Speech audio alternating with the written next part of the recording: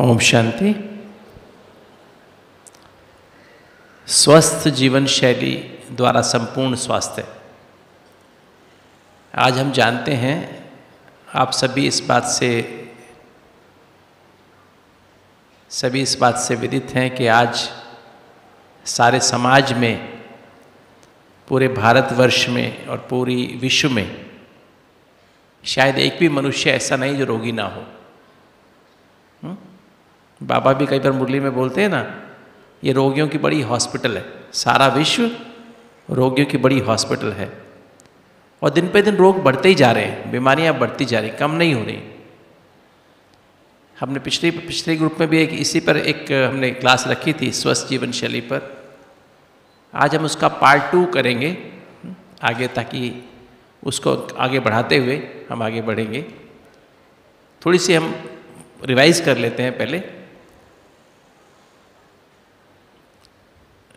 जब हम स्वास्थ्य की बात करते हैं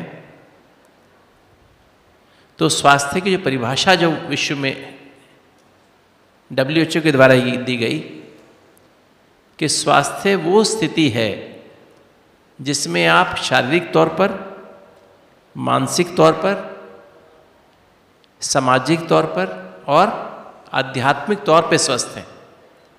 खाली इस समय आपको बीमारी नहीं है, इसको स्वास्थ्य नहीं कहते। मतलब आपका शरीर भी ठीक होना चाहिए, आपका मन भी ठीक होना चाहिए, आप समाज में, जिस समाज में रहते हैं उसमें आपका सबसे प्रेम होना चाहिए, उनके प्रति शुभकामना होनी चाहिए, समाज की प्रगति के लिए आपको कुछ कार्य करना चाहिए, और साथ साथ आध्यात्मिक, आपको आत्मा का भी पूरा ज्ञान होना चाहिए। तो ये 4 बातों के ऊपर, मतलब हमारे जैसे जीवन के 4 पिलर हैं, जैसे सोफे पे भी बैठे हैं, कुर्सी बैठे हैं, उसके भी 4 पिलर्स होते हैं। तो चारों अगर पिलर मजबूत हैं, चारों स्तंभ मजबूत हैं, तो ही आप स्वस्थ रह सकते हैं। क्योंकि तो पीछे एक सर्वे हुआ था भारत में, 2015 की बात है, अभी 4 साल पहले। तो भारत के जो दिल्ली है, बड़े शहर है ना, दिल्ली, मुंबई, चेन्नई और कलकत्ता, तो देखने में आया कि 100 लोगों को 200 बीमारियां, शरीर की बीमारियां सिर्फ। एवरेज 21 साल से ऊपर के लोगों को लिया गया और देखने में आया कि 100 लोगों को 200 बीमारियां। 100 में से 30 लोगों को हाई ब्लड प्रेशर है। कोई भी हम में से 100 लोग किसी का ब्लड प्रेशर नापेंगे तो हर तीसरे आदमी को हाई ब्लड प्रेशर है। 100 में से हर 7वें आदमी को हार्ट की बीमारी है। 15% लोगों को हार्ट की बीमारी है। 40% लोग मोटे हैं। 10% लोगों को डायबिटीज़ है, शुगर की बीमारी है। और 35% लोगों को एसिडिटी है। एसिड बनता है ना, यहाँ एसिड जलता है ऊपर छाती में, अल्सर बन जाते हैं पेट में, वो है।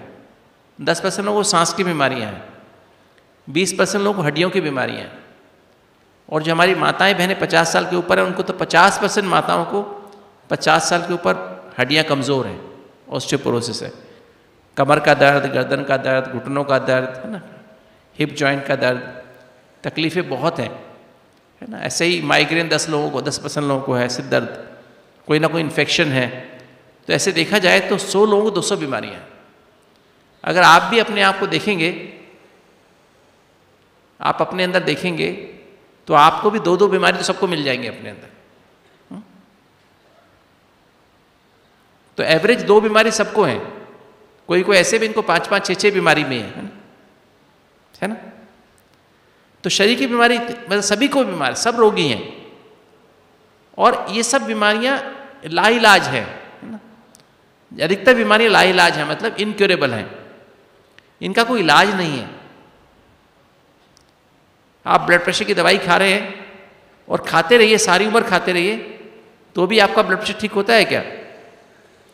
दवाई खा रहे हैं तो आपका ब्लड प्रेशर ठीक है, दवाई छोड़ दीजिए, ब्लड प्रेशर फिर बढ़ जाएगा।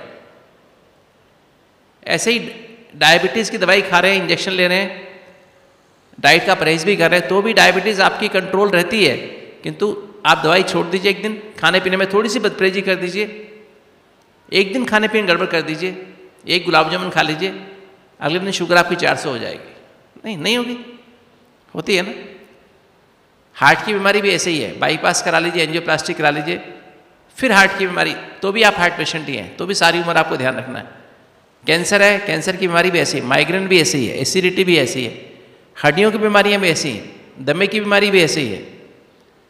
आज जो ये रोग हैं इनको नॉन कम्युनिकेबल डिजीज कहते हैं। आज लगभग 70% लोग इन्हीं कारणों से मरते हैं। हार्ट की बीमारी दिन पे दिन बढ़ती जा रही है, नंबर 1 किलर है संसार में। हर 100 लोगों में से 30 लोग इसी में मरते हैं, और उस 30 में से 50-60% लोग 50 साल की उम्र के नीचे होते हैं। तो आज रोग ऐसे तो ये शरीर का रोग तो सबको है ही, और मन के रोग तो सबको बहुत ज़्यादा है। आज डिप्रेशन बढ़ता जा रहा है, उसके कारण सुसाइड हो रहे हैं, आत्महत्या कर रहे हैं लोग, बच्चे ना, यंग बच्चे, अच्छे अच्छे पढ़े लिखे बच्चे आत्महत्या कर लेते हैं। आजकल नींद नहीं आती है, गोली खा के भी लोग कई प्रॉपर नींद नहीं कर पाते हैं ना। चिंता सबको है, गुस्सा सब करते हैं, है ना? मैं ब्राह्मणों से पूछता हूँ, कई बार हमारे पास जो हॉस्पिटल में आते हैं मैं उनसे पूछता हूँ, आप कितने साल से ज्ञान में? 20 साल से ज्ञान में। जल्दीबाजी करते हैं आप? जल्दीबाजी तो करनी पड़ती है। चिंता रहती है आपको? चिंता तो करते हैं। गुस्सा आता है आपको? गुस्सा तो 1-2 बार तो हो ही जाता है दिन में। तो मतलब हम लोग क्यों, ये जो 6 बीमारियां मन की सबको हैं लगभग, सामाजिक रोग भी सबको हैं, सब एक दूसरे से ईर्ष्या करते हैं, है ना? नहीं करते हैं? ब्राह्मणों में भी ईर्ष्या करते हैं ना? जबकि हम आत्मा भाई भाई ये भावना लेकर के, हमारा ब्राह्मण परिवार कितना अमूल्य है, कितने भाग्य से हमको ब्राह्मण परिवार मिला, उसमें भी एक दूसरे से ईर्ष्या करते हैं। पारस्परिक प्रेम नहीं है ना? और फिर आध्यात्मिक ज्ञान तो किसी के पास है ही नहीं। आध्यात्मिक स्वास्थ्य तो सिर्फ ब्रह्मा कुमारी को छोड़ के किसी के पास भी नहीं, सारे विश्व में किसी के पास भी नहीं। एक 10-12-15 लाख लोगों को छोड़ के बाकी सब के सब आध्यात्मिक स्वास्थ्य सबका ही खराब है। अब ऐसी हालत में हम क्या करें? डॉक्टर्स दिन पे दिन बढ़ते जा रहे हैं, डॉक्टर्स की संख्या बहुत हो गई है। क्या आप क्या समझते हैं? डॉक्टर कम हो रहे हैं, ज़्यादा हो रहे हैं? हॉस्पिटल ज़्यादा हो रहे हैं, कम हो रहे हैं?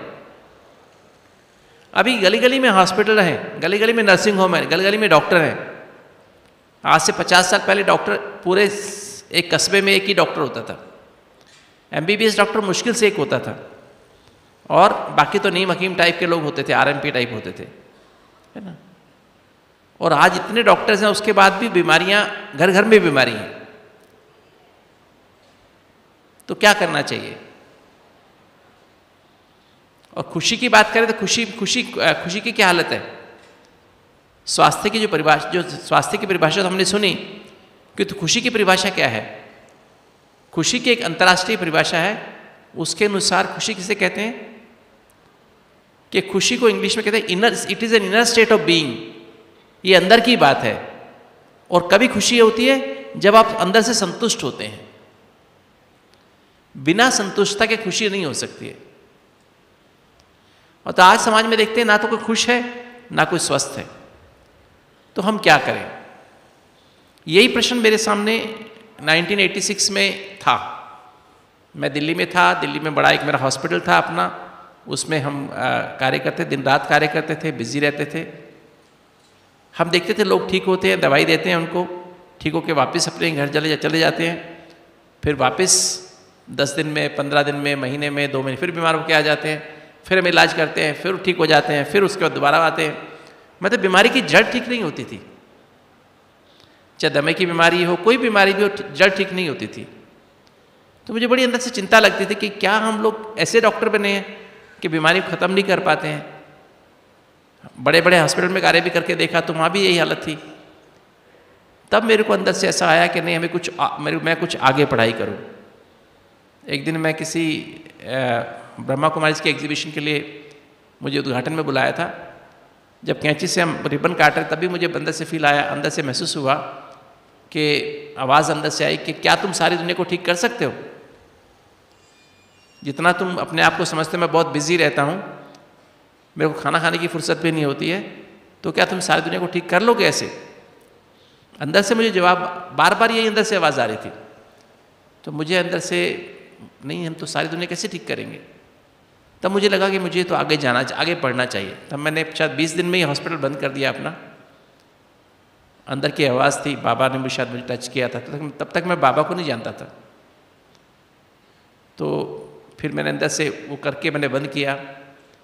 मैं दिल्ली में पढ़ने के लिए आ गया, all India institute of medical sciences में आ गया, और वहीं पर बाबा का मुझे परिचय मिला दिल्ली में ही। तो तब से जो है अंदर से फिर ये हमने जब मैं दिल्ली में एस्कॉट हार्ट इंस्टीट्यूट में था, उसमें हम रोज़ लोगों की एंजियोप्लास्टी बाईपास करके भेजते थे। 6 महीने में, 3 महीने में, 1 साल में फिर लोगों की हार्ट बंद हो जाता था, आर्टरीज बंद हो जाती थी। लोग अपना घर बेच के अपनी एंजियोप्लास्टी कराते थे, और हम उनको फिर दोबारा से कहते थे दोबारा एंजियोप्लास्टी करा लो या बाईपास करा लो। कई लोग मुझे कहते थे, डॉक्टर साहब पहली बार जब आपने कहा था एंजियोप्लास्टी बाईपास कराने के लिए, हमने अपना घर बेच के अपनी एंजियोप्लास्टी कराई, अभी हम क्या बेचें, हमारे पैसे नहीं हैं। तो मैं अपने आप को बड़ा असहाय समझता था कि सचमुच में हम ऐसे हैं कि हम किसी की सचमुच मदद नहीं कर सकते हैं, किसी को जीवन दान नहीं दे सकते हैं। जिनके पास पैसा है उनका तो इलाज कर सकते हैं, जिनका पैसा नहीं उनका इलाज ही नहीं कर सकते हैं। क्या उनको जीने का हक नहीं है? फिर क्योंकि मैं 1986 से ज्ञान में आ गया, अमृत वेला करना शुरू किया, रोज़ मुरली पढ़नी शुरू की, समझ में आ गया कि ये सच्चा सत्य ज्ञान यही है।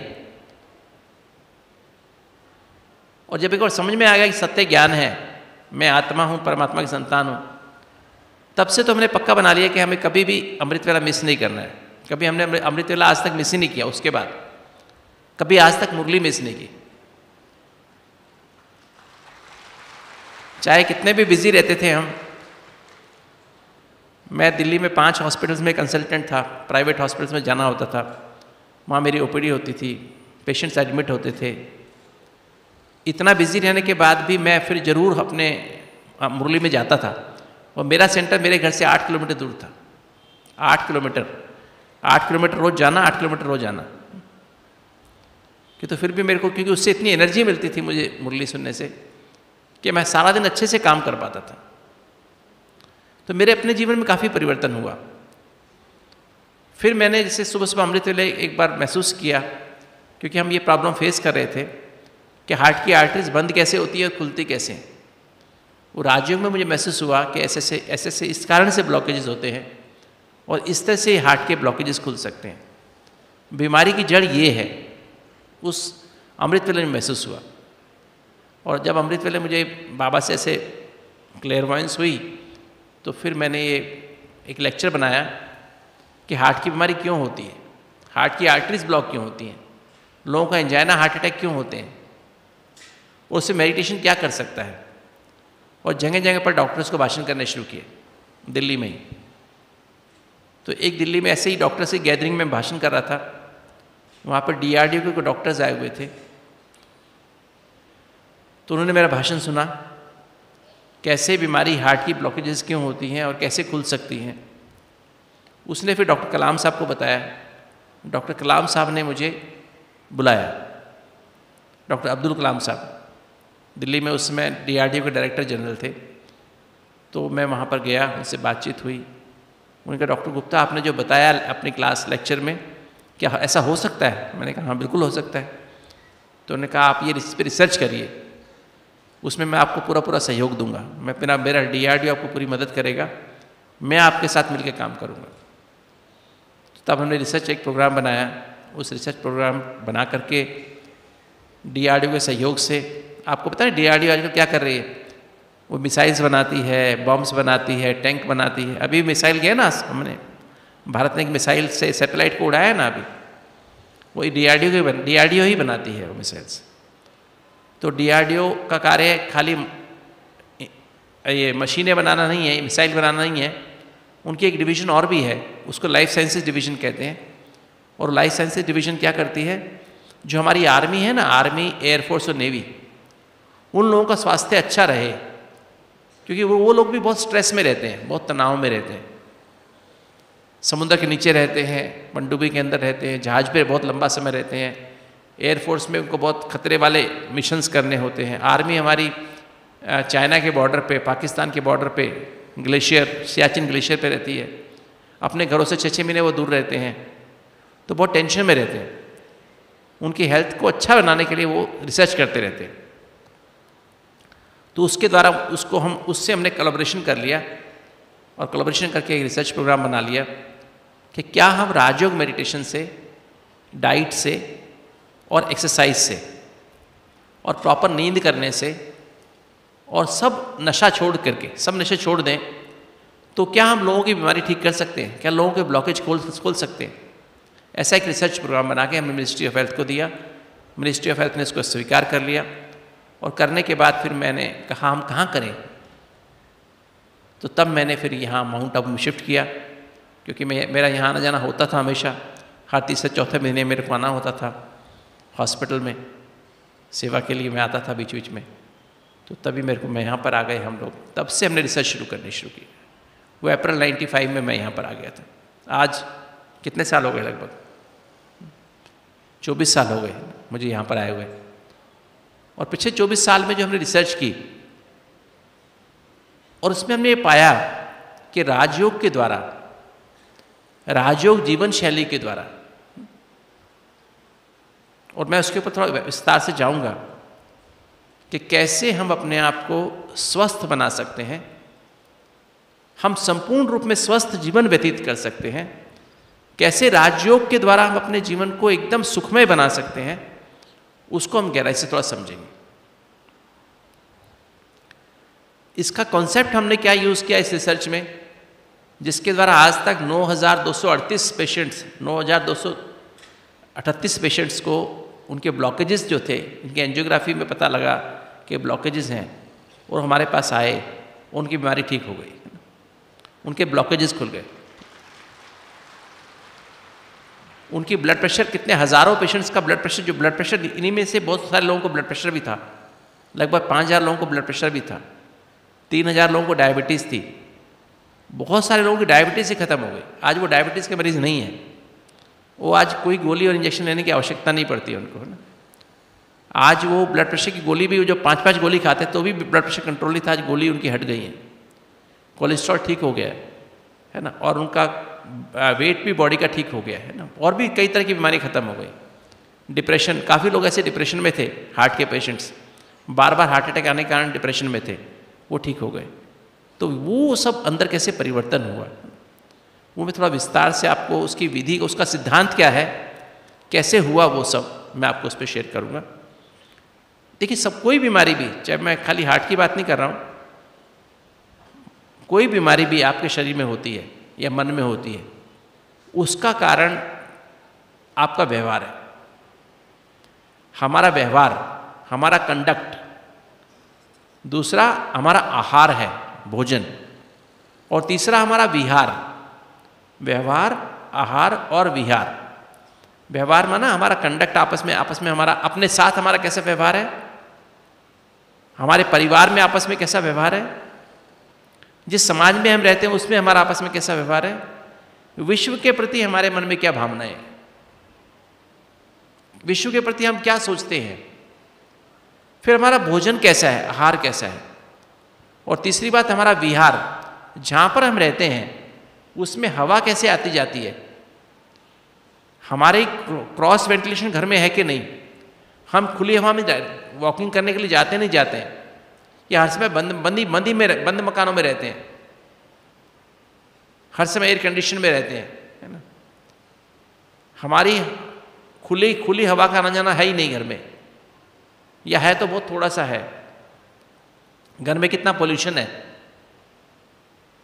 और आपकी नींद कैसी है, और फिर चौथा, आपको एडिक्शन तो कोई नहीं है, कोई चाय कॉफ़ी पीने की आदत तो नहीं है बहुत, है ना, कोई और तरह का नशा तो नहीं करते हैं। वो सब बातों को लेकर के हमने इस बात को रिसर्च शुरू की थी। और आयुर्वेद ने भी लगभग 2350 साल पहले हर बीमारी का ये कारण बताया था कि आहार, विहार और व्यवहार, व्यवहार, आहार और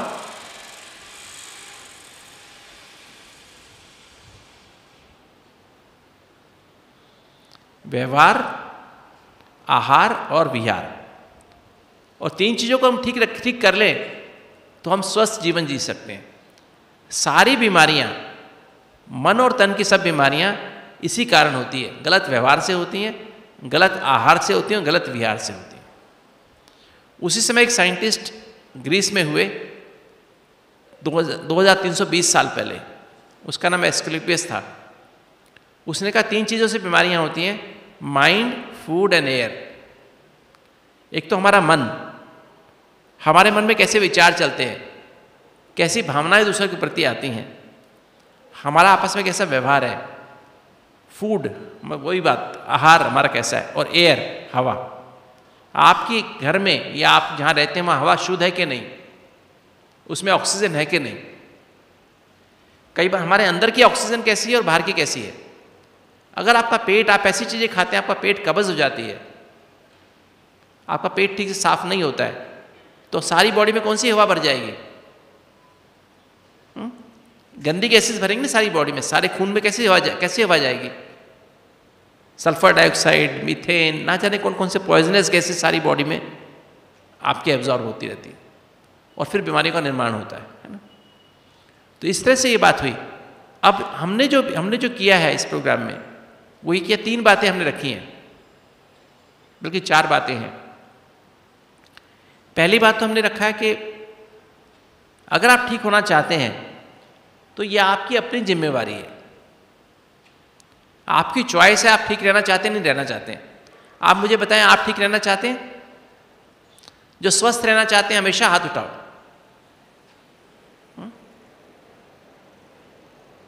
वेरी गुड, नीचे कर लीजिए। तो स्वस्थ रहना मेरी जिम्मेवारी है, और स्वस्थ रहने के लिए मुझे एफर्ट करना पड़ेगा, अपनी स्वास्थ्य मुझे कमाना पड़ेगा, है ना। Health has to be earned. जैसे कमाई करते हैं ना, पैसा कमाते हैं। आज के समय में आप हेल्दी रहना चाहते हैं, आपको मैं अपने आप ही हेल्दी रह जाऊंगा, नहीं, पॉसिबल नहीं। पहले जो बात है वो सेल्फ रिस्पॉन्सिबिलिटी है, कि अगर आप स्वस्थ रहना चाहते हैं तो ये आपकी जिम्मेवारी है स्वस्थ रहना।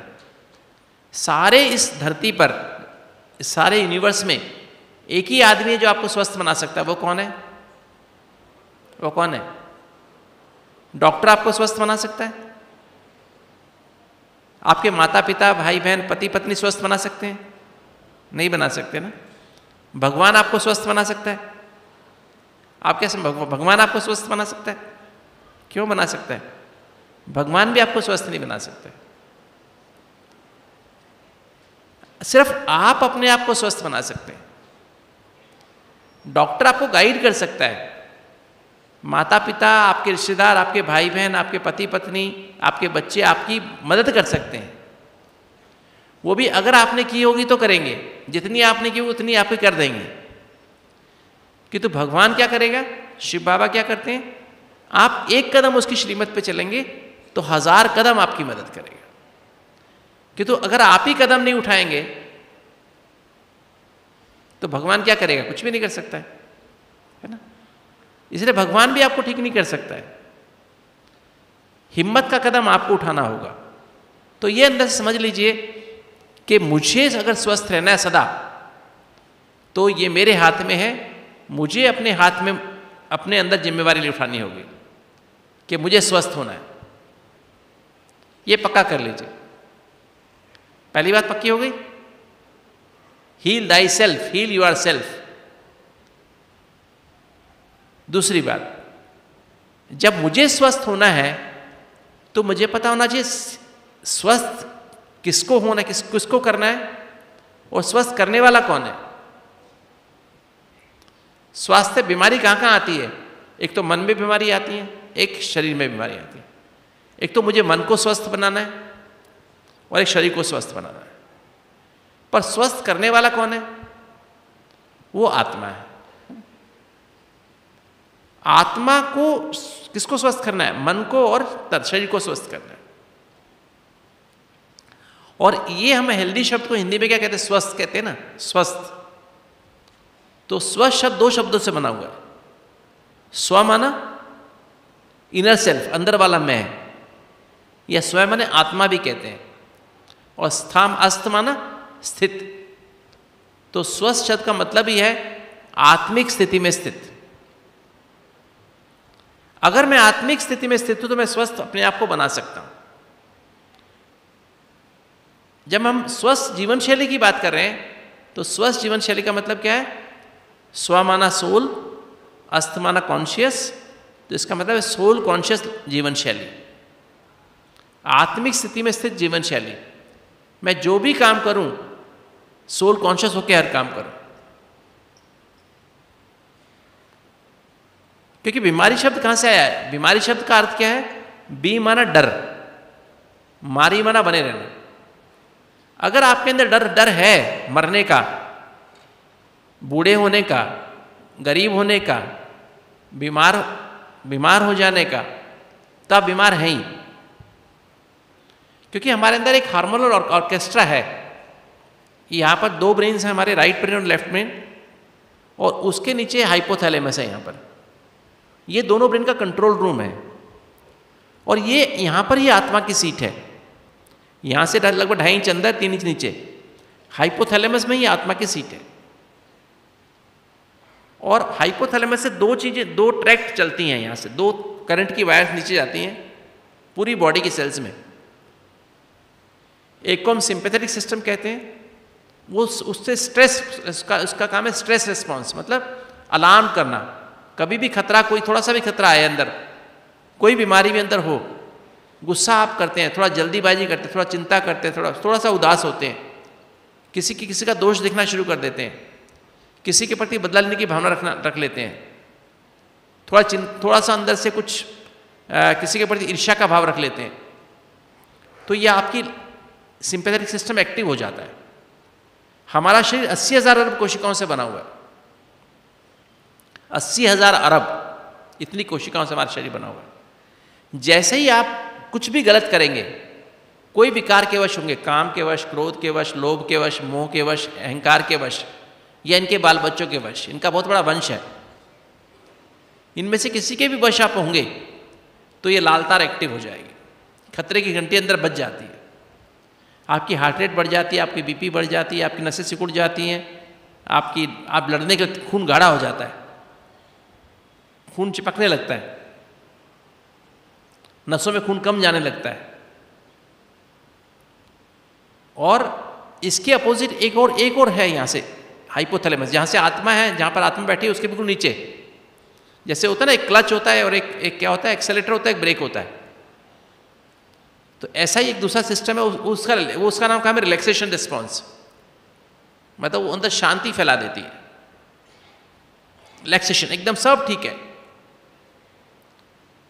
वो जब आप अपने को आत्मा समझ के परमात्मा को याद करते हैं, अंदर शांति, प्यार, खुशी, आनंद की अनुभूति करते हैं, तो वो सिस्टम एक्टिव हो जाता है, और उससे पूरी की पूरी 80,000 अरब कोशिकाएं इजी हो जाती है। हमें नींद क्यों नहीं आती? क्योंकि हमारी लाल तार एक्टिव रहती है, तो नींद नहीं आएगी। हमें उदासी क्यों होती है? लाल तार को हम ज़्यादा यूज़ करते हैं ना, चिंता में, हर समय टेंशन में रह करके, तो लाल तार बहुत एक्टिव होकर फिर हमें क्या, हमारे ये अंदर केमिकल, ब्रेन में 100 अरब न्यूरॉन से हमारा ब्रेन 10,000 करोड़ न्यूरॉन से, नर्व सेल्स हैं ब्रेन में, उनसे हमारा ब्रेन बना हुआ है। उसके बीच में जो केमिकल निकलते हैं उसको न्यूरोट्रांसमीटर्स कहते हैं, वो ख़त्म हो जाते हैं तो डिप्रेशन हो जाता है। ज़्यादा सोचने से डिप्रेशन होता है ना, तो वो फिर डिप्रेशन हो जाता है। तो इस तरह से हमारे अंदर बीमारी, हर बीमारी, तो ये जो हमारा स्ट्रेस रिस्पॉन्स और रिलैक्सेशन रिस्पॉन्स हमारी सोच पर आधारित है। हमारे शरीर के एक कोशिका में 1 सेकंड में 1 लाख रिएक्शंस होती हैं। कितनी रिएक्शंस होती हैं? 1 लाख। कितनी देर में? 1 सेकंड, इतनी देर में 1 लाख रिएक्शन एक सेल में। और 80,000 अरब में कितनी हो जाएंगी? 80,000 अरब इंटू 1 लाख। कि तो जब आप जल्दीबाजी करते हैं तो 1,20,000 रिएक्शन हो जाती है। हमारी बॉडी कैपेसिटी है 1 लाख रिएक्शन में जितने जहरीले पदार्थ बनते हैं उनको 1 सेकंड में वॉश भी कर लेती है शरीर। इतनी वंडरफुल मशीनरी हमारे अंदर बनी हुई है। और पूरे 1 घंटे में पूरा किडनी का पूरा हमारा पूरी बॉडी का खून साफ हो जाता है। किडनी हमारे अंदर ऐसी इतनी बढ़िया काम करती है, 24 घंटे में 24 बार खून साफ होता है। किंतु हमारी बॉडी सिर्फ 1 लाख से ज़्यादा रिएक्शन के टॉक्सिन्स को साफ नहीं कर सकती है। हमारा शरीर जल्दी, चिंता, गुस्सा के लिए बना ही नहीं हुआ है। जब जल्दीबाजी करते हैं तो 1,20,000 रिएक्शन, चिंता करते हैं 1,40,000 रिएक्शन, चिड़चिड़ापन लाते हैं तो 1,60,000 रिएक्शन, गुस्सा करते 1,80,000 रिएक्शन, जोर से गुस्सा करते 2 लाख रिएक्शन होती है। ठीक है। और ये जो एक्स्ट्रा रिएक्शन, एक्स्ट्रा जो पॉइजन बनते हैं वो बॉडी की सेल्स में जमा होने लगते हैं। और 8 अंग है हमारे शरीर में, 8 अंगों में से 1 अंग जन्म से कमजोर है आपका। गर्भ में ही वो ठीक नहीं बना है, कंपनी में ठीक नहीं बन के आया है ना। जैसे मशीन, कोई हमारी मशीन होती है ना, हमको खरीदते हैं, कंपनी से गलत बन के आते तो क्या होता है, जल्दी खराब हो जाती है। ऐसे किसी का हार्ट ठीक नहीं बना है, किसी का पेनक्रियास ठीक नहीं बना है, किसी की हड्डियां ठीक नहीं बनी है, किसी के फेफड़े ठीक नहीं बने, कोई ना कोई अंग, किसी की स्किन ठीक नहीं बनी है, वो 30 साल चल के खराब हो जाएगी, 20 साल चल के खराब हो जाएगी, 40 साल चल के खराब हो जाएगी, किसी से जन्म से किसी की खराब हो जाएगी। और जो कुछ भी गलत होगा ना उसका असर उसी पे पड़ेगा। राइट। ये अंदर की मैकेनिज्म है बॉडी की। अब वो जो बीमारी हो गई, वो सेल्स क्या होंगी, जब टॉक्सिन ज़्यादा इकट्ठे होते जाएंगे सेल्स में, क्योंकि आप हर समय चिंता में रहते हैं, हर समय गुस्सा करते हैं, हर समय उदास रहते हैं, हर समय जल्दीबाजी में रहते हैं, तो क्या वो टॉक्सिन ज़्यादा इकट्ठे होकर सेल्स मरने लगती हैं, समय से पहले मरने लगती हैं, इसलिए वो अंग बीमार हो जाता है। और बाकी अंगों का आपस में कनेक्शन है। जैसे एक सेब की पेटी में एक सेब खराब हो जाए तो बाकी क्या होता है, एक सेब गल गया तो बाकी क्या होगा, आसपास के सेब भी गल जाएंगे। तो एक अंग बीमार होता है तो आसपास के और अंग भी खराब होने लगते हैं। डायबिटीज़ हुई, हार्ट पे भी असर आएगा, एसिडिटी पे भी असर आएगा, हाजमा भी खराब होएगा, नसें भी खराब होएंगी, आंखें भी खराब होएंगी, किडनी भी खराब होएगी। तो आपस में बहुत सारे अंगों से कनेक्शन है ना। ऐसे हार्ट की बीमारी होगी तो उससे और भी फेफड़ों में असर पड़ेगा, लीवर पे असर पड़ेगा, भूख पे असर पड़ेगा, चलना फिरना नहीं होगा। तो एक अंग से फिर कई बीमारियां खराब, कई शरीर के अंग खराब हो जाएंगे। और ये मैकेनिज्म बड़ा क्लियर है। इसलिए ये जो बीमारियां हैं, अगर आपको जल्दी, चिंता, गुस्सा की आदत पड़ गई है, और इसमें सबको है, कैसे पड़ती है आदत, कैसे पड़ती है, 11 साल की उम्र तक हम अपने माता पिता में जो कुछ देखते हैं, अपने भाई बहनों में देखते हैं, अपने टीचर में जो देखते हैं, और जिस बात से इम्प्रेस होते हैं, प्रभावित हो जाते हैं, वो हमारे अंदर रिकॉर्ड हो जाता है और उससे हमारी पर्सनैलिटी बन जाती है। जैसे मेरे पिताजी बहुत जल्दीबाजी करते थे, या मेरे पिताजी बहुत गुस्सा करते हैं, और गुस्से से उनका सब काम बन जाते हैं, जल्दीबाजी करने से सब काम बन जाते हैं। तो जो छोटा मन, बचपन का मन होता है ना, वो बड़ा सिंपल होता है, कोमल डाली की तरह होता है, उसी से इम्प्रेस हो जाता है। वो कहता नहीं, काम कोई भी काम होगा, जैसे पिताजी करा लेते हैं ना गुस्सा करके, मैं ऐसे ही काम होगा। वो पैसिवली इसको एब्जॉर्ब कर लेता है और हमारी पर्सनैलिटी बन जाती है। और फिर हमारे अंदर वही जल्दीबाजी करने का संस्कार, चिंता करने का संस्कार, गुस्सा करने का संस्कार चालू हो जाता है। पता लगता है कि मेरी माताजी रोके, जब रोती हैं तो मेरे पिताजी भी नरम हो जाते हैं, सारा काम हो जाता है। तो रोने का संस्कार है ना। अपने मन की बातें शेयर ना करने का संस्कार। मैं अपने मन की बात मैंने अपनी माताजी को बताई, पिताजी को बताई, उन्होंने डांट लगा दी। दोबारा किसी और को बताया, उसने भी डांट लगा दी। तो अगली बार मैं शेयर ही नहीं करूँगा अपने मन की बात, है ना। तो इस तरह से हमारा अंदर ये संस्कार ऐसा पड़ जाता है। अब इससे हमारा व्यवहार परिवर्तन हो जाता है। जब से द्वापर युग आया, सतयुग त्रेता में हमारा व्यवहार कैसा था, दैवी गुणों पर आधारित हमारा व्यवहार था। हमारा वैष्णव आहार था, मतलब शुद्ध सात्विक आहार था। विहार धरती पर उसमें 50% ऑक्सीजन थी, अभी 20% है।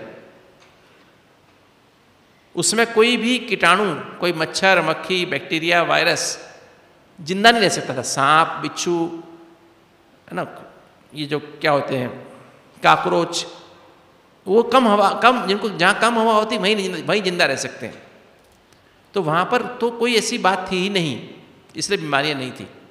द्वापर युग शुरू हुआ, हम बॉडी कॉन्शियस हुए, देहभान आया, तो देहभान के साथ साथ हमारा विकार आए, तो हमारा विकारी व्यवहार, विकारी आहार, है ना, पहले रजोप्रधान आहार, फिर हमारा रासिक आहार, फिर तामसिक आहार शुरू हुआ।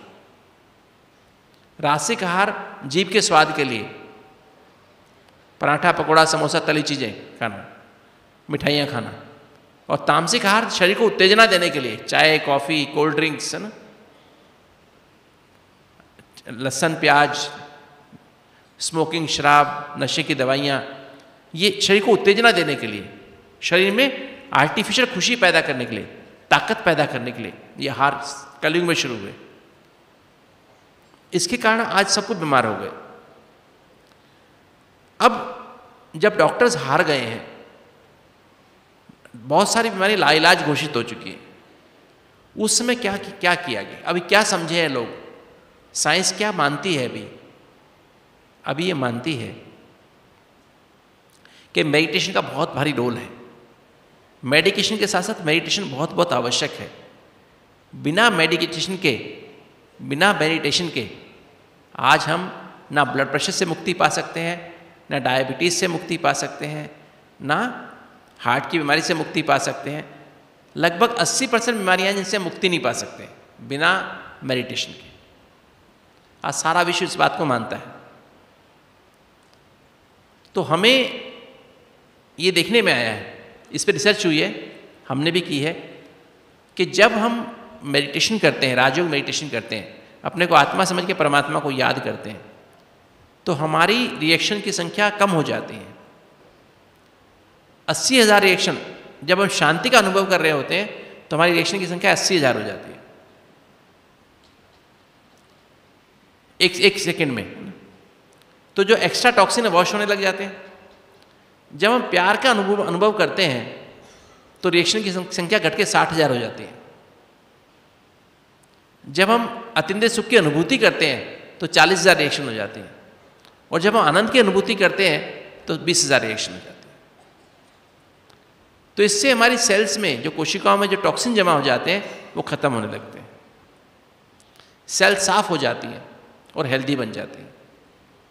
इसलिए कहते हैं peace heals, love heals, happiness heals and bliss heals, कहते हैं ना ऐसा। तो वो शांति, प्यार, खुशी कहाँ से मिलेगी? वो सिर्फ मेडिटेशन से मिल सकती है। अब हम क्या करें? राजयोग को हम कैसे करें? राजयोग में हमें क्या करना पड़ेगा? 3 चीजें हैं ना आत्मा के पास, बुद्धि, मन और संस्कार। सबसे पहले हमें बुद्धि को परिवर्तन करना पड़ेगा। ब्रह्मा बाबा को भी क्या आज हमने मुरली में सुना, ब्रह्मा बाबा को विनाश का साक्षात्कार हुआ, चतुर्भुज को देखा, बाबा ने कहा सब दुनिया, पुरानी दुनिया जाएगी, नई दुनिया आएगी, मैं वहाँ पे जाके राजा बनूंगा, है ना, मैं नारायण बनूंगा। नशा चढ़ गया। तो बाबा ने हमको क्या किया कि बाबा ने हमको ये जो हमारा जो सबसे पहली बात जो हमने जो हमारे बुद्धि में 3 चीज़ों को हमें अपना चेंज करना है। तो पहले बुद्धि, और ये सूक्ष्म शरीर क्या चीज़ है? आत्मा का तो एक शरीर है, आत्मा तो आत्मा है, आत्मा की 3 सूक्ष्म शक्तियाँ हैं, और ये स्थूल शरीर हमको मिला है 5 तत्वों का बना हुआ। तो सूक्ष्म शरीर क्या है? एक्चुअली आत्मा का जो बुद्धि तो यहीं पर है, जो मन है वो सारे शरीर में फैला हुआ है। मन में 4 बातें होती हैं, संकल्प माना विचार, भावनाएं, वृत्ति और स्मृति। इसको इंग्लिश में टीम कहते हैं, thoughts, emotions, attitudes and memories. और फिर जो बुद्धि और मन मिलकर कार्य करते हैं, दोनों कंबाइंड होकर कार्य करते हैं, वो हमारे संस्कार बन जाते हैं। तो इस बुद्धि को सबसे पहले मुझे बुद्धि को सत्व प्रधान बनाना है। सत्व प्रधान माना क्या है?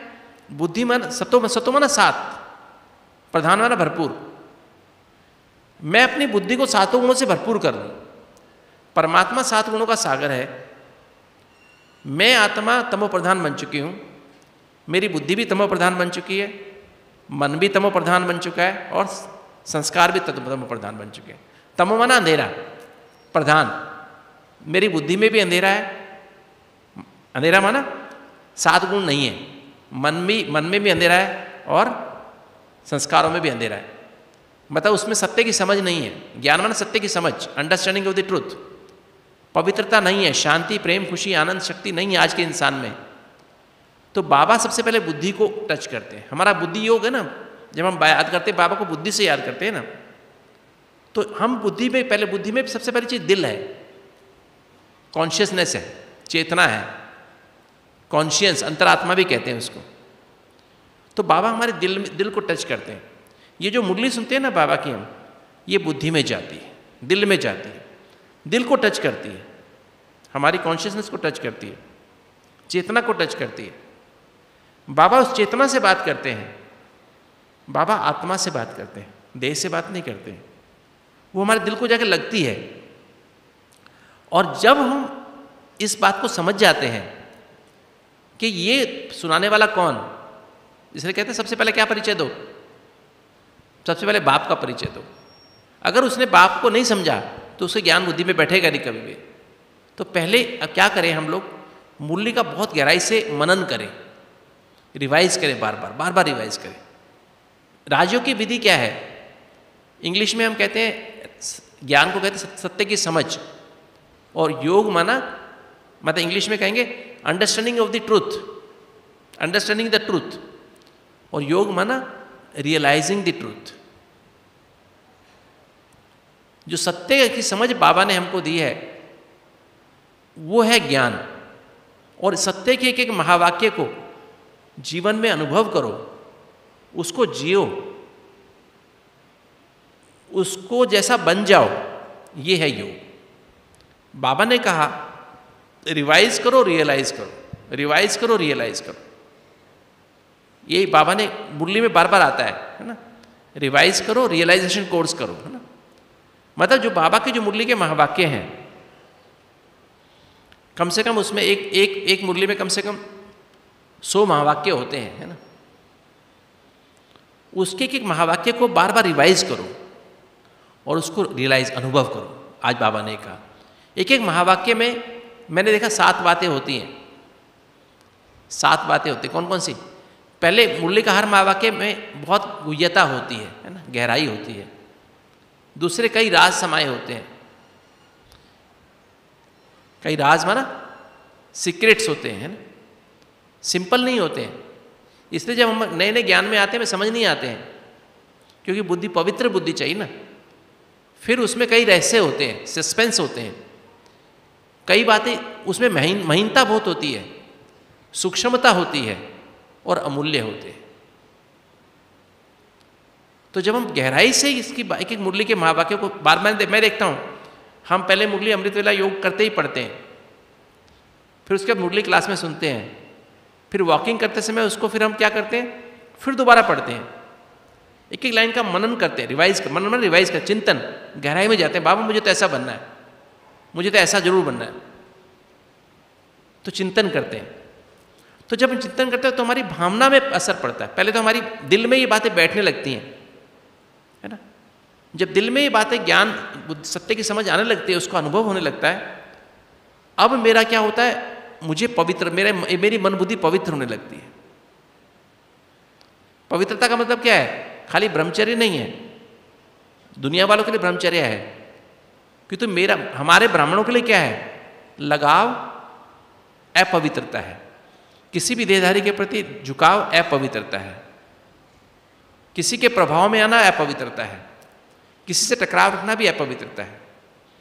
लगाव, झुकाव, प्रभाव, टकराव।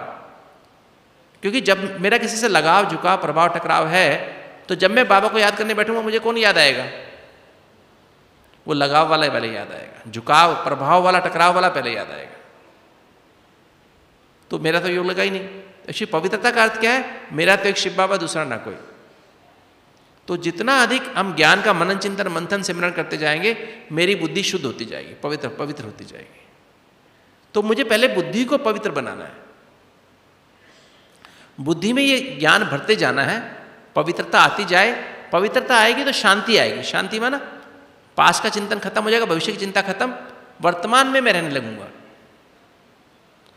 मेरे पास्ट के विचार, जो 90% विचार पास्ट से आते हैं या भविष्य से आते हैं, 90% विचार आने बंद हो जाएंगे, 10% विचार सिर्फ बचेंगे। इसको शांति कहते हैं। प्यार माना हमारे आसपास जो कुछ भी है, जो भी व्यक्ति हैं, परिस्थितियां हैं, उसको हम दिल से स्वीकार कर लेंगे, इसको प्यार कहते हैं। इंग्लिश में प्यार की डेफिनेशन क्या है? Unconditional, dignified, respectful acceptance and care for each and everyone in the universe. विश्व में हर आत्मा को उसके हर रोल के साथ बिना किसी शर्त के दिल से सम्मान से स्वीकार करना, और उसकी फिर गुलाब के फूल की तरह उसको खुशबू देना, मतलब उसकी पालना करना। जैसे फूल, गुलाब का फूल सबको खुशबू देता है, चाहे कोई पापात्मा हो, महान आत्मा हो, धर्मात्मा हो, सबको खुशबू देता है। कि तो हम इंसान क्या करते हैं? क्या करते हैं? जजमेंटल हो जाते हैं। इसको प्यार नहीं कहते। जैसे बाबा सबको प्यार करता है, सबको स्वीकार करता है दिल से, बिना किसी शर्त के स्वीकार करता है, बीके हो, नॉन बीके हो, कोई ज्ञान में चलता हो, ना चलता हो, श्रीमत पे चलता हो, मनमत पे चलता हो, बाबा सबको प्यार करता है, सबको हवा पानी दे रहा है, आतंकवादी को भी दे रहा है। और हम क्या करते हैं? जजमेंटल होकर के डिफरेंस कर लेते हैं। इससे हमारे अंदर, जब हम भगवान के बच्चे हैं, हम सबको स्वीकार नहीं कर सकते, तो हम सूक्ष्म वतन नहीं जा सकते। तो जब हम सबको इस विश्व में सबको स्वीकार करते हैं हर रोल के साथ, तब हमारी बुद्धि इधर से हट जाती है, तब हम सूक्ष्म वतन में परमात्मा की गोद में जा सकते। सूक्ष्म वतन क्या है? सूक्ष्म वतन बेसिकली क्या है? जैसे मेरी बुद्धि और मन शुद्ध होता है, पवित्र बनता है, तो मेरा सूक्ष्म शरीर क्या है? बेसिकली मेरा मन सूक्ष्म शरीर है। इस मुरली के आधार पर जब मैं संकल्प करना शुरू करता हूँ, उसी अनुसार अपनी भावना को परिवर्तन करता हूँ, उसी अनुसार अपनी वृत्ति को बनाता हूँ, दृष्टि को बनाता हूँ, और उसी अनुसार अपने संस्कार बना लेता हूँ, उसी के अनुसार मैं अपने स्मृतियाँ बना लेता हूँ, तो मेरा मन शुद्ध हो जाता है। मेरी बुद्धि में मुरली बस गई, मन में भी मुरली बस गई, बाबा के महावाक्य बस गए, तो मेरा मन शुद्ध हो गया, बुद्धि और मन शुद्ध हो गया, मेरी चमकीली ड्रेस बन गई। जैसे अगर हम ब्रेड एक प्लेट में दूध डाल दें और उसमें एक सूखी ब्रेड रख दें, तो दूध कहाँ गया? अभी सारा ब्रेड के अंदर चला गया। अब दूध की शेप क्या है? जो ब्रेड की शेप है ना? ऐसे ही हमारा मन है। ये मन की शेप क्या है? जो इस शरीर की शेप है। उसमें आंखें भी हैं, नाक कान भी है, हार्ट भी है, आर्टरीज भी है, सब कुछ है उसके अंदर, मन के अंदर। कहीं भी कुछ होता शरीर में, उसके बारे में विचार चलता, मन में चलते हैं, तो मन ही हमारा सूक्ष्म शरीर है। तो अगर उसमें ये ज्ञान भर लेंगे मन में, हर विचार में, हर भावना में, हर वृत्ति में, हर स्मृति में, अगर हम ये ज्ञान भर लेंगे, बाबा सत्य की समझ भर लेंगे, बाबा की याद को भर लेंगे, बाबा के साथ के अनुभव को भर लेंगे, तो हमारा सूक्ष्म शरीर कैसा बन जाएगा? लाइट का बन जाएगा, चमकीली ड्रेस बन जाएगी। और जब हमारी बुद्धि और मन शुद्ध होगा, तब हम सूक्ष्म वतन माना बाप दादा की गोद में जा सकते हैं। बाप दादा की गोद में वही जा सकता है जो कैसा है? जो आज्ञाकारी है, वफादार है, ईमानदार है, फरमान बरदार है। बाबा की आज्ञा पवित्र भव, योगी भव। अमृत वेला रोज करो, मुरली में रोज जाओ, सारा दिन मुरली के मनन चिंतन रखो, सोने के पहले चिट्ठी लिखो बाबा को, चार्ट भरो, मुरली पढ़ के बाबा की गोद में सो जाओ। ये बाबा की आज्ञा है। 4 नियम है ना? अमृत वेला, पावरफुल अमृत वेला, मुरली, सारा दिन मुरली का मनन चिंतन मंथन सिमरन, और सोने के पहले वेंटिलेशन में ना चिट्ठी लिखना बाबा को, अपनी सारी बातें, जो गलतियाँ हुई जीवन में आज सारे दिन में, बाबा को सच बताना, फिर लेटर चार्ट लिखना बाबा की याद का, मुरली पढ़ के बाबा को याद करके सो जाना। ये 4 नियम है। और 4 परहेज तो आपको पता है। पहला पवित्रता, दूसरा शुद्ध सात्विक भोजन, तीसरा सत्संग, और चौथा दैवी गुणों की धारणा। हम कई बार समझते हैं कि हम तामसिक भोजन करके भी हम योग लगा सकते हैं, तामसिक भोजन खा के भी योग लगा, नहीं लगता है। आप कितना मर्जी मुरली सुन लीजिए, मुरली पढ़ लीजिए, अमृत वेला करने की कोशिश करिए, अगर 4 परहेज आपके ठीक हैं, तभी आपका अमृत वेला पावरफुल होगा, नहीं तो आप पावरफुल होगा ही नहीं। मुरली अंदर रिकॉर्ड ही नहीं होगी। आप रासिक भोजन खा के, पराठा पकौड़ा समोसा खा के, मिठाइयाँ खा के, तली चीज़ें खा के सोचो मेरा योग लगेगा, योग में नींद आएगी। मुरली अंदर जाएगी नहीं।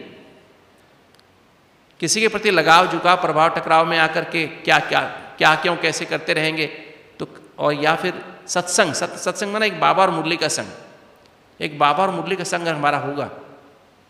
तीसरा कुछ संग नहीं, व्हाट्सएप, फेसबुक, किताबें, इधर की किताब उधर की किताब, ये किताब वो किताबें पढ़ते हैं, किसी ने कुछ बताया वो करते रहते हैं, तो सत्संग नहीं है, वो झूठ है। तो एक बाबा और बाबा की मुरली सत्य है।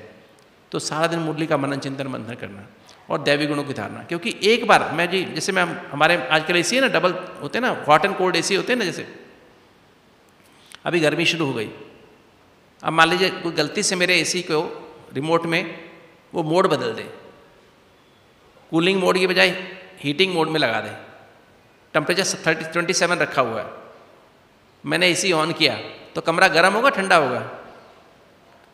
गर्म होगा ना। मैंने इसका टेम्परेचर कम कर दिया, 25 कर दिया, अभी ठंडा होगा गर्म होगा? तो भी गर्म ही रहेगा ना। 20 भी कर दूँ तो भी 20 गर्म ही रहेगा, 18 कर तो भी गर्म ही रहेगा। हम लोग ऐसे करते हैं, हम गुस्सा कर लेते हैं या किसी बात पे उदास हो जाते हैं तो हमारा मूड बदल गया। अब आप योग करने बैठो उदास होकर, गुस्सा करके, फिर आपका योग लगेगा? एक बार गुस्सा करने के बाद 3 दिन तक आपका योग नहीं लगेगा। जैसा योग लगना चाहिए वो योग लगेगा नहीं, क्योंकि मूड बदल गया ना आपका। एक बार उदास हो गए 3 दिन तक, आपका 5 दिन तक योग नहीं लगेगा।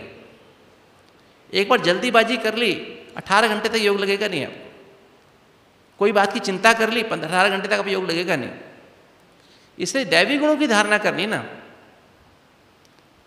ये जब भी कुछ गलत चीज आए मन में उसको वहीं बंद कर देना। अगर हम बंद नहीं करते हैं और उसको प्रैक्टिस कर लेते हैं, उस व्यवहार में आ जाते हैं, तो कई दिन तक हमारा योग लगता नहीं।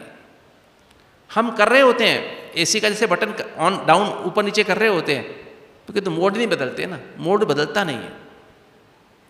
इसलिए रोज सोने के पहले लेटर लिखना आवश्यक है, असली ढंग से रियलाइज करना आवश्यक है, सच्ची दिल से, बाबा मुझसे आज ये गलती हुई, बाबा मुझसे आज मैंने गुस्सा किया इस बात पे, बाबा मैंने आज मेरे वहाँ पर मेरे को ऐसे मैंने ऐसे सोचा, उसने मुझे ऐसा कहा, मुझे ऐसा फील हुआ। जो भी बात हुई आज सारे दिन में, पर्सनल लेवल पे, सेवा के लेवल पे, परिवार के लेवल पे, लौकिक या अलौकिक परिवार के लेवल पे लिखो, बाबा मुझसे आज ऐसा हो गया, बाबा मुझसे आज ऐसा हो गया, बाबा मुझे आज ऐसा हो गया, और उसको रियलाइज सच्ची दिल से कर लो तो मोड बदल जाएगा। मोड बदल जाएगा माना अब अगले दिन आपका अमृत वेला अच्छा हो जाएगा, नींद रात को आ जाएगी, नहीं तो नींद नहीं आएगी। तो इस तरह से जब आप करेंगे तो आपका व्यवहार बदलेगा। क्योंकि हम लोग कई बार योग करते रहते हैं, अमृत वेला भी करते हैं, मुरली भी करते हैं, व्यवहार नहीं बदलते हैं। तो व्यवहार बदलने के लिए बहुत जरूरी रात को लेटर लिखना बाबा को। हमने देखा है इस प्रोग्राम पिछले 21 साल में देखा है, हमारे दिल वाले सब लेटर लिखते हैं बाबा को रोज सोने के पहले। जो लेटर नहीं लिखते उनकी ब्लॉकेज खुलती नहीं है। जो लेटर लिखना शुरू करते हैं उनका लेटर लिखते हैं उनका अमृत वेला भी अच्छा होता है, मुरली भी अंदर रिकॉर्ड हो जाती है और सारा उनका व्यवहार बदल जाता है। हम स्कोर चेक करते हैं, जल्दी कितनी चिंता, कितना गुस्सा, कितना उदासी, हम चेक कर सकते हैं एक आदमी में कितना है। हमारे पास ऐसे सिस्टम है। तो जब 3 महीने पर वापस आता है तो हम देखते हैं उसका गुस्सा बहुत कम हो गया है, चिंता बहुत ना के बराबर रह गई है, और वो रोज लेटर लिखने से होता है। तो सचमुच अगर हम चाहते हैं हमारा स्वस्थ जीवन शैली अपनाना, संपूर्ण स्वास्थ्य को प्राप्त करना, रोज सोने के पहले लेटर लिखो बाबा को। अपने लेवल पे, अपने पर्सनल लेवल पे रियलाइज करो कि मेरी क्या गलती हुई है सारे दिन में। मेरा ब्राह्मण संस्कार के अनुसार मैंने कार्य किया कि मनुष्य के संस्कारों के हिसाब से कार्य किया। चेक करो, गहराई से चेक करो, है ना। और फिर फैमिली लेवल पे क्या किया, और फिर प्रोफेशनल लेवल पे क्या क्या, सेवा के लेवल पे क्या गलती हुई। जब अपने आप को गहराई से हम रियलाइज करेंगे, लेटर लिख के घंटे घंटे का याद का चार्ट बनाओ। गलतियां होंगी हमसे, क्योंकि हम 63 जन्म के पाप कर्म हमारे सिर पर हैं। गलतियां करना नेचुरल है हमारे लिए, कि तो हमें नेचुरल क्या बनाना है, अभी ब्राह्मणों के संस्कार को नेचुरल बनाना है। ब्राह्मण का संस्कार क्या है, सुबह सुबह अमृत वेला उठना, उठते ही परमात्मा की याद में 1 घंटा बैठ जाना, चलते फिरते उठते बैठते खाते पीते ये याद रहे मैं कौन हूँ, मेरा कौन है, ABCD याद रहे, एक एक संबंध की अनुभूति होती रहे। मुरली में रोज जाना, क्लास में बैठ के मुरली सुनना, फिर सारा दिन मुरली पर टेंशन रखना, बाबा ने क्या क्या कहा, और सोने के सच्चा सच्चा हाल बाबा को बताना, लिख करके बताना, याद का चार्ट लिखना, सोने के फिर बाबा का पत्र माना मुरली पढ़ के बाबा की गोद में सो जाना। ये है ब्राह्मणों का संस्कार। ब्राह्मणों की संस्कार में और क्या है, पवित्रता ब्राह्मणों का संस्कार है, वैष्णव भोजन ब्राह्मणों का संस्कार है, नींद समय पर नींद करना ब्राह्मणों का संस्कार है, और क्या संस्कार है, कभी भी जल्दी चिंता गुस्सा ना करना, किसी विकार को टच ना करना, ये ब्राह्मणों का संस्कार है। रहमदिल विश्व कल्याणकारी का संस्कार ब्राह्मणों का संस्कार है, तो उसको हम फॉलो करें।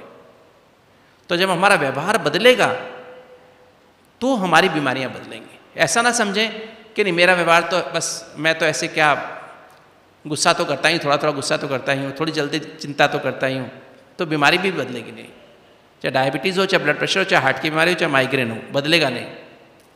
अगर सचमुच में आप चाहते हैं कि आपकी बीमारियां ठीक हो जाएं, तो अपने व्यवहार को बदलो, अपने आहार को बदलो और अपने विहार को बदलो। विहार हम हवा अंदर क्यों नहीं आने देते, क्योंकि डर लगता है, सब दरवाजे बंद करके सोते हैं, खिड़की बंद करके सोते हैं, क्रॉस वेंटिलेशन नहीं होने देते घर में, खुले हवा में जाते ही नहीं, बहुत कम बाहर बैठते हैं। तो बाहर जाओ, सैर करना पक्का नियम बना लो कि आधा घंटा रोज सुबह सैर करके ही नाश्ता करना है, और वही बाबा की याद में सैर करनी, बातें करते हुए नहीं। तो जब ऐसा बना लेंगे तो आप देखेंगे आपका सारी बीमारियां, मन और तन की सारी बीमारियां अपने आप ही गायब होने लगेंगी। तो व्यवहार बदलना अति आवश्यक है, आहार बदलना अति आवश्यक है ना, रोज सैर करना अति आवश्यक है, और अच्छी गहरी नींद करना आवश्यक है। अच्छी नींद गहरी तब आएगी जब आप रोज सोने के पहले लेटर लिखोगे, याद का चार्ट भरोगे सच्चा सच्चा, मुरली रोज पढ़ोगे सोने के पहले, और बाबा को याद करके सो जाओ, और समय पर सो जाओगे। तो कई लोग 11-12 बजे सोते हैं, 12 बजे सोते हैं, और अमृत वेले 4 बजे उठते हैं, 3 बजे, तो नींद अच्छी नहीं आती ना, पूरी नींद होती नहीं, तो फिर सब अमृत वेला सो जाते हैं। अमृत वेला योग में बैठते उठते हैं, फिर सो जाते हैं, फिर अमृत वेला अच्छा होता नहीं, मुरली समझ में आती नहीं, तो बीमारियां और बढ़ती जाती। तो इसलिए मेरी आप सबसे यही रिक्वेस्ट है कि जब हम बाबा के बच्चे बने हैं तो दिल से इस ब्राह्मण जीवन को अपनाएं, ब्राह्मण जीवन के संस्कारों को अपनाएं, तब हमारा जीवन परिवर्तन होगा। ओम शांति।